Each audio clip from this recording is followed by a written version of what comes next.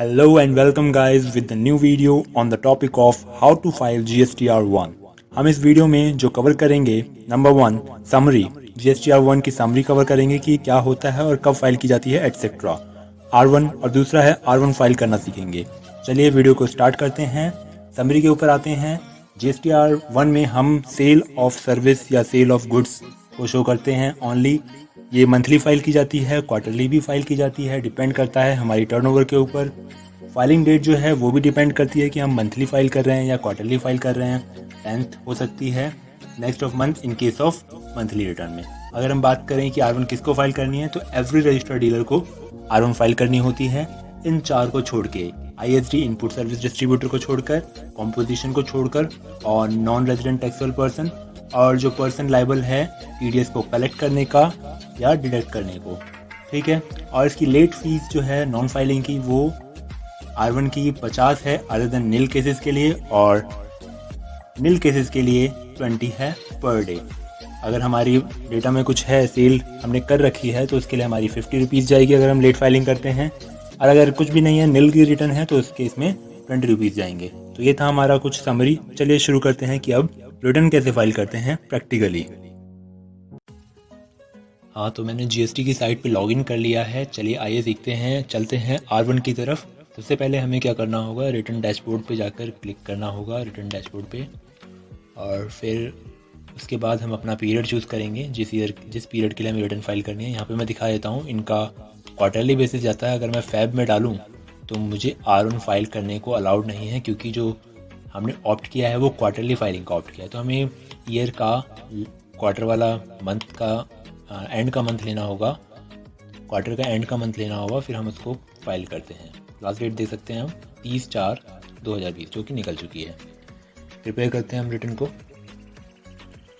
Invoice details हमें यहाँ पे सारी क्या डालनी है, सेल्स की इन्फॉर्मेशन फर्निश करनी है। तो एक एक करके हम सारे बॉक्सेस को देखते हैं। पहले बॉक्स में लिखा हुआ है B2B, यानी बिजनेस टू बिजनेस ट्रांजैक्शन जो भी हुई होगी। बिजनेस टू बिजनेस का मतलब यहाँ पे रजिस्टर्ड पर्सन होंगे, दोनों के दोनों, seller buyer. Taxable outward supplies made to registered person. चलिए देखते हैं क्या है इसके अंदर। हमें ऐड डिटेल्स करनी होगी। ऐड डिटेल्स में जाके देखेंगे ये इन्फॉर्मेशन हमें फीड करनी पड़ेगी। अगर मैं किसी भी अपने बायर का, यानी कि बीइंग सेलर, मैं अपने बायर का GST नंबर डालूं तो सारी इन्फॉर्मेशन खुल के आ जाएंगी सामने। इनवॉइस नंबर हमें डालना होगा, इनवॉइस डेट डालनी होगी, प्लेस ऑफ सप्लाई की मैंने सप्लाई आखिरकार कहाँ की है, अपने आप आ जाएगा क्योंकि मेरा GST नंबर 07 है, मतलब मेरे बायर का। तो मैंने बेचा भी उसे 07 में ही होगा, दिल्ली में ही होगा।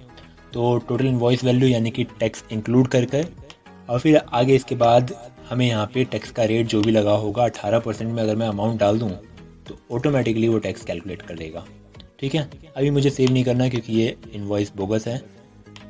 चलिए अगले कॉलम की तरफ चलते हैं, अगले टेबल की तरफ चलते हैं। अगली टेबल जो है लार्ज इनवॉइसेस के बारे में कहता है B2C। B2C का मतलब है बिजनेस टू कंज्यूमर। कंज्यूमर कभी भी रजिस्टर्ड नहीं होता क्योंकि वो कंज्यूम करता है। B2B मतलब बिजनेस टू बिजनेस था, उसे आगे बिजनेस में प्रोसीड करना था, बेचना था, हमारी सर्विस को लेके आगे फर्दर प्रोसेस करना था।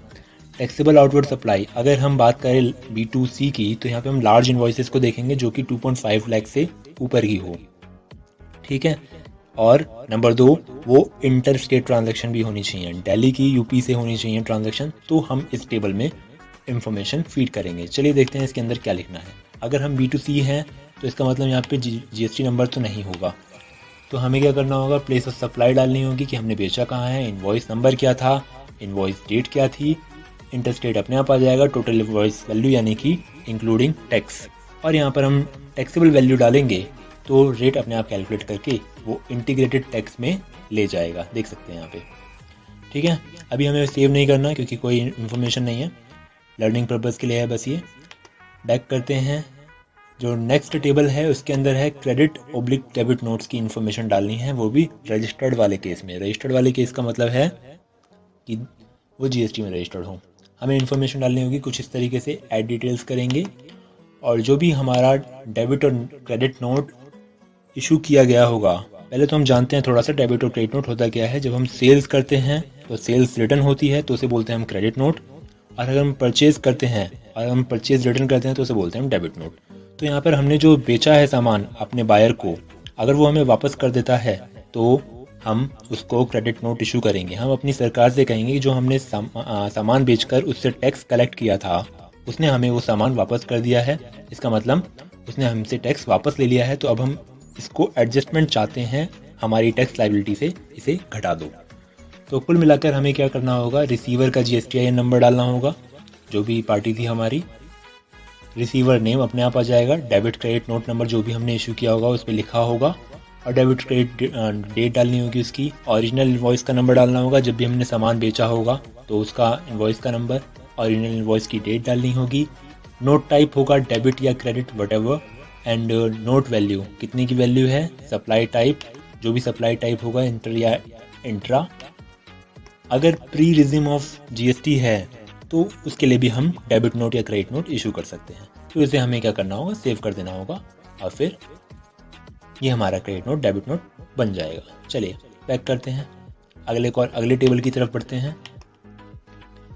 अगली टेबल में क्रेडिट, एक बात और, जो ये इम्पोर्ट EVB डेटा लिखा हुआ है, इम्पोर्ट EVB डेटा, इसका मतलब है इम्पोर्ट ईवेबल डेटा। अगर हम 50,000 से ऊपर का सामान लेके जाते हैं इधर से उधर, यानी कि एक स्टेट से दूसरे स्टेट में या विद इन स्टेट में, तो वहाँ पे हमें ईवेबल दिखाना होता है। तो जैसे ही हम इस पर क्लिक करेंगे, जैसे कि मैंने किया, तो सारी की सारी इम्पोर्ट ईवेबल वाली इन्फॉर्मेशन अपने आप ही उस बॉक्स के अंदर आ जाएगी। फिलहाल यहाँ पर कोई भी नहीं है, ठीक है। Credit and debit notes unregistered person वाले, जो भी क्रेडिट और डेबिट नोट अनरजिस्टर्ड पर्सन को इशू करे होंगे वो आएंगे यहाँ पर। एक्सपोर्ट इन्वॉइसेस, एक्सपोर्ट इन्वॉइसेस का मतलब है कि जो भी हमने एक्सपोर्ट किया होगा, यानी आउटसाइड इंडिया या SEZ वगैरह में, तो उसकी इन्फॉर्मेशन हमें यहाँ पे फिल करनी होगी। ये सारी इन्फॉर्मेशन हमें एक्सपोर्ट इन्वॉइसेस से मिल जाएगी, जैसे कि इन्वॉइस नंबर क्या था, इन्वॉइस डेट क्या थी, पोर्ट कोड क्या था, शिपिंग बिल क्या है, टोटल इन्वॉइस वैल्यू यानी इंक्लूडिंग टैक्स क्या रही। तो ये सारी इन्फॉर्मेशन डालकर इंटीग्रेट टैक्स आएगा, क्योंकि वो इंटर स्टेट की ट्रांजैक्शन मानी जाती है। फिर हमें सेव कर देना होगा, ये इन्फॉर्मेशन भी फीड हो जाएगी। आगे बढ़ते हैं नेक्स्ट टेबल की तरफ। नेक्स्ट टेबल में अमेंडेड B2B इन्वॉइसेस, अगर हमने कोई इन्वॉइस इशू की थी और उस इन्वॉइस में कुछ ना कुछ गलती है, तो हम उसको अमेंड कर सकते हैं bye entering those figures into this table. तो हमें क्या करना होगा, जैसे ही मैं फाइनेंशियल ईयर चूज़ करने के बाद इन्वॉइस नंबर डालूंगा कि मुझे इस इन्वॉइस में चेंजेस करने हैं, तो वो एक्सेप्ट कर लेगा। अगर मैं कुछ भी डाल दूं तो वो नहीं लेगा, बोलेगा क्योंकि ये इन्वॉइस एग्जिस्ट ही नहीं करता, no invoice found for the provided inputs. तो मुझे वही इन्वॉइस नंबर डालना होगा जो मैंने पहले कभी रेज किया होगा, ठीक है। अगली टेबल की तरफ चलते हैं, ये अमेंडमेंट का था। अगली टेबल में कहता है अमेंड करो B2C, business to customer, large invoices, जो हमने ऊपर बनाई थी इन्वॉइसेस, अगर हम इसमें अमेंड करते हैं, ऊपर कहाँ बनाई थी, यहाँ पे बनाई थी, अगर हम इसमें अमेंडमेंट्स करते हैं तो इनकी इन्फॉर्मेशन हमें यहाँ फीड करनी होगी। ज़्यादा चेंज नहीं है, जैसा पिछले वाले में था बिल्कुल वैसा ही होगा, बस फ़र्क ये होगा कि यहाँ पे GST नंबर नहीं डालना होगा क्योंकि ये अनरजिस्टर्ड पर्सन था, ठीक है। आगे बात करते हैं 9A टेबल की, अमेंडेड एक्सपोर्ट इन्वॉइसेस, जो हमने एक्सपोर्ट की थी उसमें कोई अमेंड है तो उसकी इन्फॉर्मेशन यहाँ फीड करेंगे, ज़्यादा चेंज नहीं है। Amended debit and credit notes, registered वाले, यहाँ भी इन्फॉर्मेशन आएगी। तो अमेंडमेंट में ज़्यादा वो नहीं है, जैसी अमेंडमेंट की इन्वॉइस रेज होती है सारी इन्फॉर्मेशन उसी इन्वॉइस से उठा के हमें इस टेबल में फीड कर देनी है, ठीक है। आगे मेन बात करते हैं, जो मेन वाली चीज़ है वो ये है बिजनेस टू कंज्यूमर, जो अनरजिस्टर्ड है, ऊपर भी था बट वो लार्ज इन्वॉइसेस के लिए है, ये स्मॉल इन्वॉइसेस के लिए है। तो ये अगर 2.5 लाख से नीचे की ट्रांजैक्शन होती है तो हमें, जैसे कि यहाँ पे था 2.5 लाख से ऊपर की होती है तो हमें अनरजिस्टर्ड को यहाँ डालना है, बट अगर उससे नीचे की होती है तो हमें उस इन्फॉर्मेशन को यहाँ डालना है, इन टोटल डालना है, और net of debit and credit note डालना है। इसका मतलब अगर हमने सेल करी थी 10,000 की, उसमें से 1,000 का सामान वापस आ गया है तो हमें 9,000 का इफेक्ट यहाँ दिखाना है, ठीक है। कैसे दिखाएंगे आइए देख लेते हैं एक बार। ऐड डिटेल्स करेंगे, ऐड डिटेल्स करने के बाद यहाँ पर सारी इन्फॉर्मेशन डाल देंगे। प्लेस ऑफ सप्लाई, हमने कहाँ पे सामान बेचा, टैक्सेबल वैल्यू क्या थी, सप्लाई टाइप क्या है, क्या वो डिफरेंट रेट से चार्ज होती है, यहाँ पे रेट हम चूज़ करके डाल सकते हैं, बाकी सेव कर सकते हैं। चलिए नेक्स्ट टेबल की तरफ मूव करते हैं। नेक्स्ट टेबल जो कि नील रेटेड सप्लाईज़ की बात कर रहा है। नील रेटेड हो, चाहे एग्जेम्प्ट हो, चाहे नॉन जीएसटी, आउटवर्ड सप्लाईज़ हो, आउटवर्ड सप्लाई मतलब सेल, अगर कोई भी इसी तरीके की ट्रांजैक्शन है उसे हमें यहाँ पे डालना होगा क्योंकि वो नील रेटेड हैं। तो हमें यहाँ पे सारी इन्फॉर्मेशन फीड करनी होगी, exempt other than nil rated, non GST supply, non GST supply, सारी इन्फॉर्मेशन हमें यहाँ पे फीड करनी होगी और उसको सेव कर देना होगा। इंट्रा स्टेट की सप्लाईज है, registered person, intra state unregistered, inter state registered, inter state unregistered, सारी इन्फॉर्मेशन फीड करके हमें सेव कर देना होगा। इन्फॉर्मेशन यहाँ पे आ जाएगी। बेसिकली मैं एक बताता हूँ मेनली किस में फिल किया जाता है डेटा। नंबर 1 इस टेबल में 4A 4B 4C 6B 6C, और number 2 debit note credit note बहुत कम इशू होते हैं। नंबर 2 जो फीड किया जाता है वो B2C में ही किया जाता है। रेयर केसेस होते हैं जो इसमें आते हैं, ज़्यादातर मेडिकल शॉप वगैरह आ जाते हैं इसके अंदर। बाकी आगे हम बात करें कि हमने एडवांस में ही टैक्स लायबिलिटी ले ली है कस्टमर से और बिल अभी रेज नहीं किया, तो वो इस टेबल में फिल किया जाएगा। किस तरीके से, हमें इस तरीके से इंफॉर्मेशन फीड करनी है, place of supply, supply type, ठीक है। बाकी इंफॉर्मेशन सेव करके आगे बढ़ सकते हैं। जो भी होगा इंटर स्टेट हो गया और फिर इसके बाद इंफॉर्मेशन फीड करी, cross advance received excluding tax, जो भी अमाउंट लिया वो डाल देंगे, टैक्स ऑटोमेटिकली यहाँ पे आ जाएगा, ठीक है।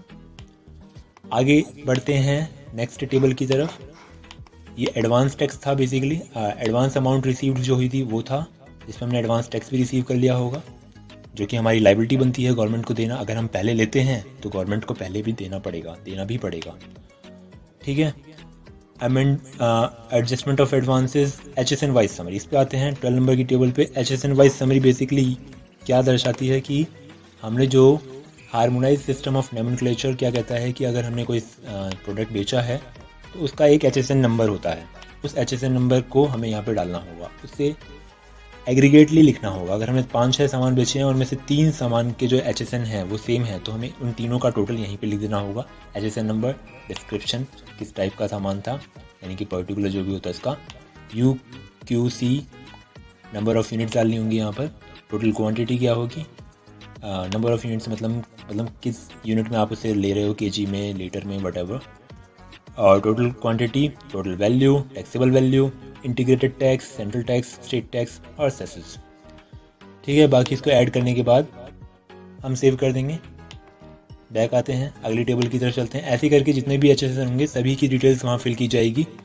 डॉक्यूमेंट इशूड का मतलब है जो भी हमने invoices, number of invoices issue किए हैं वो सारी इन्फॉर्मेशन हमें यहाँ पे फीड करनी है। मान लेते हैं हमने सेल करी है 10 लोगों को अलग अलग इन्वॉइस इशू की है और फिर हमने उसमें एक डेबिट नोट भी इशू किया है, तो नंबर ऑफ टोटल डॉक्यूमेंट्स जो भी इशू किए गए हैं वो हमें यहाँ पे लिखने होते हैं, ठीक है।